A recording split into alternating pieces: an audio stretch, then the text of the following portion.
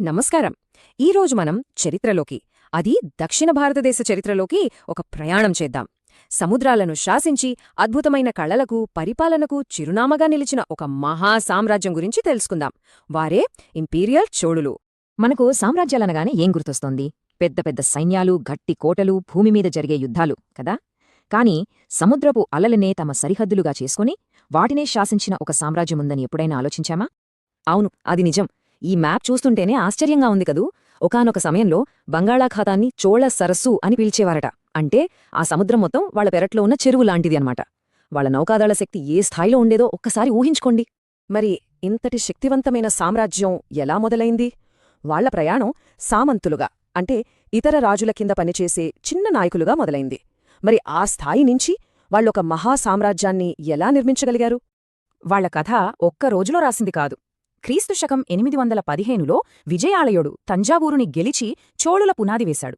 ఆ తరువాత మొదటి పరాంతకుడు పాండ్యులను ఓడించినా తక్కోలం యుద్ధంలో ఘోరంగా ఓడిపోయాడు. ఈ ఓటమి వాళ్ళని దాదాపు 30 ఏళ్లపాటు వెనక్కి నెట్టేసింది. కాని ఆ ఓటమి నుంచే పాఠాలు నేర్చుకుని ఫీనిక్స్ పక్షిలా బూడిదలోంచి మళ్లీ పుట్టారు. అక్కడ్నుంచి మొదలైంది వాళ్ల స్వర్ణయుగం. ఇక చోళుల సైనిక శక్తి గురించి మాట్లాడాలంటే ఇద్దరి పేర్లు ఖచ్చితంగా చెప్పుకోవాలి. వాళ్లే ఆ సామ్రాజ్యానికి అసలైన హీరోలు. ఒక తండ్రి, ఆయనను మించిన కొడుకు. వాళ్ళిద్దరూ కలిసి చోళుల కీర్తిని శిఖరాగ్రానికి తీసుకెళ్లారు. ఆ హీరోలల్లో మొదటివాడు మొదటి రాజరాజ చోళుడు. ఈయనను చోళ సామ్రాజ్యానికి అసలైన నిర్మాత అని చెప్పొచ్చు. క్రీస్తు శకం 985 నుంచి 1014 వరకు పాలించాడు. ఈయన కాలంలోనే చోళుల శక్తికి తిరుగులేకుండా పోయింది.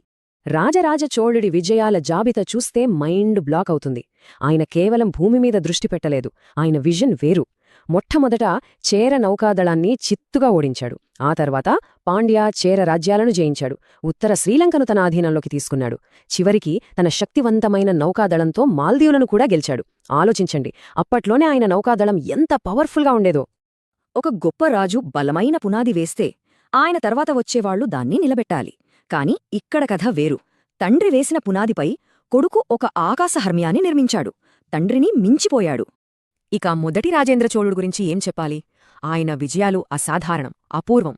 తండ్రి సగం జయించిన శ్రీలంకను పూర్తిగా తన ఆధీనంలోకి తెచ్చుకున్నాడు. అక్కడితో ఆగలేదు. ఇక్కడి దక్షిణాది నుండి ఏకంగా గంగానది వరకు సైన్యాన్ని నడిపించాడు. ఆ విజయానికి గుర్తుగానే గంగైకొండనయ్యాడు. కాని అసలైన అద్భుతం వేరే ఉంది. అదే క్రీస్తు శకం 1025లో ఆగ్నేయాసియాలోని శ్రీవిజయ సామ్రాజ్యంపై చేసిన నౌకాదళ దండయాత్ర. ఇది భారత చరిత్రలోనే ఒక సువర్ణాధ్యాయం.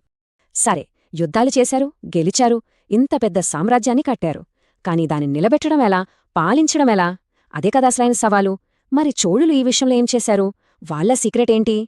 వాళ్ల పరిపాలన విజయ రహస్యం గ్రామస్థాయిలో దాగి ఉంది. దానిపేరే కుడవోలై పద్ధతి. సింపుల్లో చెప్పాలంటే ఇది ఒక రకమైన ప్రాచీన ఓటింగ్ సిస్టమ్. ఊహించుకోండి, 1000 ఏళ్ల క్రితమే వాళ్లు ఇలాంటి ఒక పద్ధతిని ఫాలో అయ్యారు. అర్హులైన వాళ్ల పేర్లను తాటి ఆకులపై రాసి ఒక కుండలో వేసి ఒక చిన్న పిల్లాడి చేత చీటీ తీసించేవాళ్లు.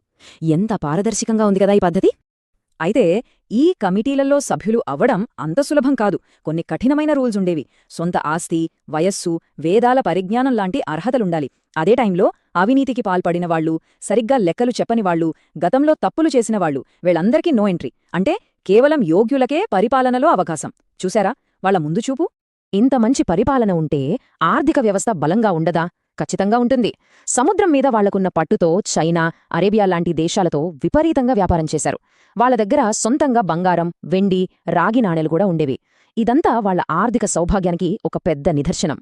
చోళులు అంటే కేవలం యుద్ధాలు, పరిపాలన మాత్రమే కాదు. వాళ్లది ఒక సాంస్కృతిక స్వర్ణయుగం. వాళ్ల కళాపోషణ అద్భుతం. ఆ వారసత్వం ఈ రోజుకి మన కళ్లముందు కనిపిస్తోంది. రాళ్లలో, కంచులో సజీవంగా ఉంది. వాళ్ల వాస్తుశిల్పానికి ఈ 2 ఆలయాలే గొప్ప ఉదాహరణలు. ఎడమవైపు తండ్రి రాజరాజ చోళుడు కట్టించిన తంజావూరు బృహదీశ్వరాలయం, కుడివైపు ఆయన కొడుకు రాజేంద్ర చోళుడు తన గంగా విజయం గుర్తుగా కట్టించిన గంగైకొండ చోళపురం. తండ్రి కళకు కొడుకు ఇచ్చిన గౌరవంలా ఉంటుంది ఈ 2వ ఆలయం. ఇక చోళుల శిల్పకళ గురించి చెప్పాలంటే నటరాజ విగ్రహం గురించి మాట్లాడకుండా ఉండలేం. ప్రపంచ ప్రసిద్ధి పొందిన ఈ కాంస్య శిల్పం కేవలం ఒక విగ్రహం కాదు. అది శివుడి విశ్వనృత్యాన్ని, ఈ ప్రపంచ సృష్టి, స్థితి, లయలని చూపిస్తుంది. చోళుల కళా నైపుణ్యానికి ఇది ఒక శిఖరం లాంటిది. కానీ చరిత్రలో ఏ సామ్రాజ్యమూ శాశ్వతం కాదు కదా. ఇంతటి గొప్ప చోళుల ప్రాభావం కూడా ఒకానొక రోజు ముగిసింది. మరి ఆ ముగింపు ఎలా వచ్చింది? వాళ్లు మనకు ఏం మిగిల్చి వెళ్లారు? కాలం గడిచే కొద్దీ వాళ్ల కింద ఉన్న సామంతులు బలపడ్డారు. అదే సమయంలో పాత శత్రువులైన పాండ్యులు మళ్లీ పుంజుకున్నారు. ఈ కారణాలతో చోళ సామ్రాజ్యం బలహీనపడి చివరికి పాండ్య రాజ్యంలో కలిసిపోయింది. సరే, సామ్రాజ్యం పడిపోయింది, కాని వాళ్ల వారసత్వం అది ఇప్పటికీ బ్రతికే ఉంది. దక్షిణాసియా చరిత్రలోనే అసమానమైన వాళ్ల నౌకాదళం, వేల ఏళ్ల క్రితమే వాళ్లు పాటించిన గ్రామ స్వాపరిపాలన, మనం ఈ రోజుకి చూసి ఆశ్చర్యపోయే దేవాలయాలు, శిల్పాలు, తమిళ సాహిత్యానికి వాళ్లు చేసిన సేవ, ఇవన్నీ చోళులని మనం ఎప్పటికీ మర్చిపోకుండా చేస్తాయి. చివరిగా ఒక ప్రశ్నతో ముగిద్దాం. చోళులు అంటే ఎవరు? వాళ్లని మనం ఎలా చూడాలి?